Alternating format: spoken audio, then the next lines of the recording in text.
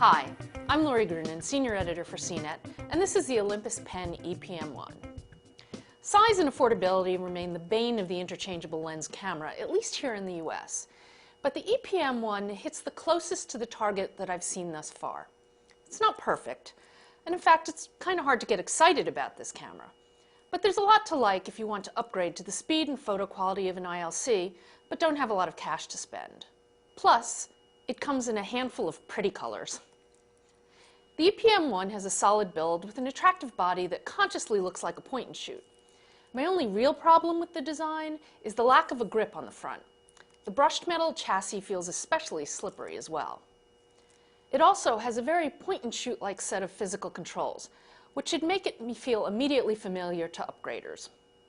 These controls include a dial on the back with integrated buttons that control exposure compensation, focus area, flash, and burst mode.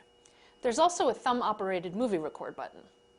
You adjust frequently needed settings via the typical scrolling around the edges of the display.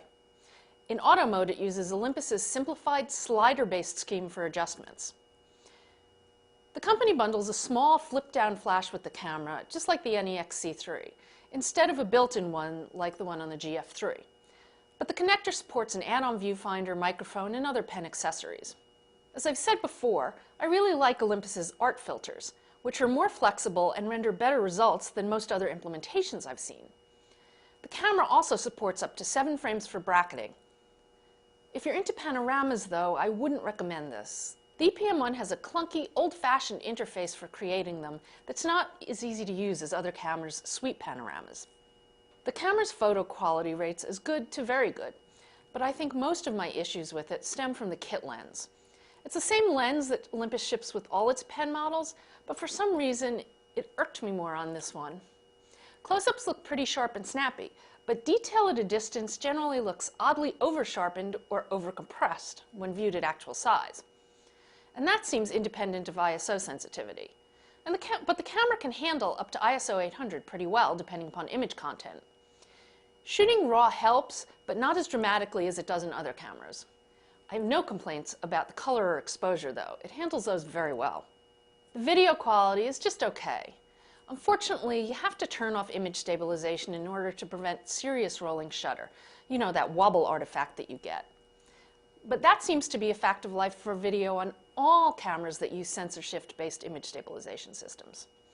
Still, for the occasional vacation video clips, it'll do. Unsurprisingly, given the similarity of their innards, the PM1 performs about the same as the EPL3. It's solid, but not stellar. While the camera's pretty fast overall and keeps up with the competition, it's really slow on startup, with a big and unusual ka-thunk sound of the shutter. The camera's very zippy for its class for burst shooting, but without a viewfinder, I still find continuous shooting awkward.